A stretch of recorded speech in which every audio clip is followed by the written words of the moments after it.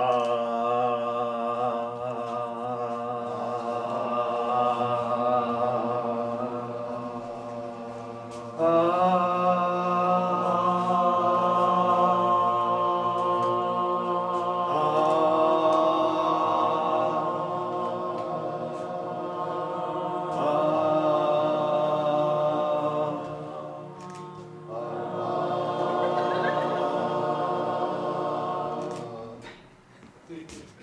right, thank you very much, everyone, for joining me in that harmonization. Appreciate your willingness. I'll explain momentarily why I wanted to start that way. Won't leave you hanging. For now, let's talk about flow states. Flow is a state of consciousness in which we experience total immersion in an activity to the extent that we experience selflessness, timelessness, effortlessness, and a sense of richness.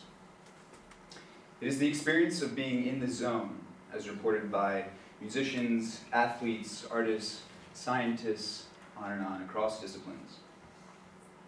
So I have several exciting ideas and tools to share with you that I think will expand your mind, and also some tools that you can implement into your own life. So the future of creativity is through flow, but there's a caveat to all this, which I will share momentarily. For me, one such experience was when I first started playing guitar. I was taking a French class in high school, and we were assigned to write a song about baking a cake, the French and their baked goods. So one evening, I run downstairs to play it for my parents, share it with them, and I throw my leg up on the kitchen table chair. I have my tiny beginner's guitar, and I quarter as a guitar pick, and I begin strumming away. And after a few moments of playing, singing this ridiculous song, first we mix the dough, and then we crack an egg. I was moved. I was very moved by this experience. And so funnily enough, this microdose of a flow state was enough to inspire me to pursue music for the rest of my life. So I pose the question to you.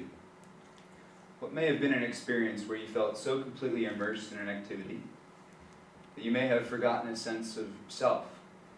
You may have forgotten the time. You may have felt as if you were hardly exerting any effort over the activity. Consider how this experience may have impacted or transformed your life.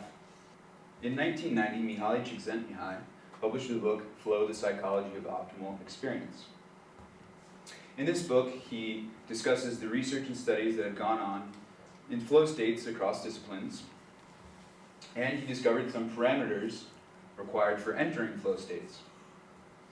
So these include having clear goals, and you think of the composer sitting down with a blank score. If the composer has specific intentions for composing this piece of music, it would be much easier than going into it with a completely blank mind. Secondly, immediate feedback. You think about a basketball player shooting foul shots. He has the immediate feedback of seeing the ball go through the hoop, and he has immediate feedback as to tell whether or not he's achieving his desired result. Thirdly, one's skill set has to match one's level of challenge. So if you think about a world-class chess player playing against a beginner, there's a disparity there, and it's not going to be a difficult challenge enough for the world-class chess player to enter into a flow state. Now the last parameter I'd like to share with you, there are more, but the last one I'll share with you is chaos. How many of us experience chaos in our lives? Okay, that looks like about everyone. If you didn't raise your hand, you weren't paying attention. So me too, it's a natural part of our experience. Fortunately for us, Csikszentmihalyi terms this psychic entropy, and this, he says, is a precursor to entering into flow states. Psychic entropy produces order in consciousness. One needs to have an orderly mind in order to enter into flow states. Now, if you're not excited enough about flow, I'd like to share with you a quote from futurist and philosopher Jason Silva. He uses the term deep play here, which I take as a synonym for flow states.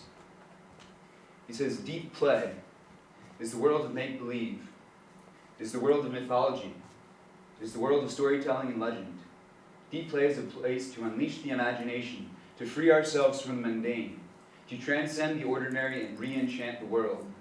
A state of play is a state of animism, where the world comes alive, where the architecture mediates your experience, where the song takes you on a magic carpet ride. It is a space in which we can play pretend. It is the world in which we can create our own cosmos. Wow. So now I'd like to share with you a little bit about the neuroscience behind creativity and flow states.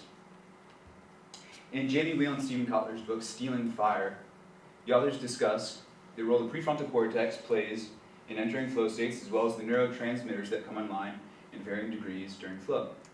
So, the prefrontal cortex is deactivated during flow states in what is termed transient hypofrontality, the temporary deactivation of this part of our brain.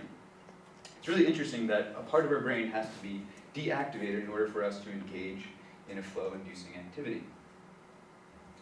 The Air Force conducted a study where they used a form of magnetism to knock out the prefrontal cortex in volunteers.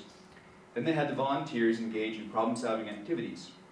The volunteers that underwent this magnetic shock increased their efficacy by 500%. This is really significant and a potential tool for the future. Now, as far as the neurotransmitters, there are several neurotransmitters that come online in varying degrees during flow states. If you want to feel good, it's all about flow. Serotonin, oxytocin, dopamine, anandamide, norepinephrine, endorphins, all of these enter our brain during flow states. And if you're not familiar, these are good-feeling bliss chemicals that oxytocin is produced when a mother gives birth to a child, so these are profound. Now, the next part of the neuroscience I'd like to share with you is the neocortex. In Ray Kurzweil's book, How to Create a Mind, is a whole chapter called the biologically inspired digital neocortex. So he discusses the mapping of this part of our brain and the way in which we may be able to use a digital neocortex to download skill sets. So imagine being able to download rock climbing into your skill set, the requirements for the skills and all the necessary parameters to be a good rock climber. And at that point, once it's in the cloud, we can all tap into it. So there's more to that conversation, but I'll leave you with that. Unfortunately, we all suffer from something called functional fixedness.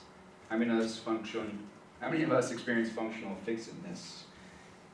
All right, well, I haven't told you what it is yet. So.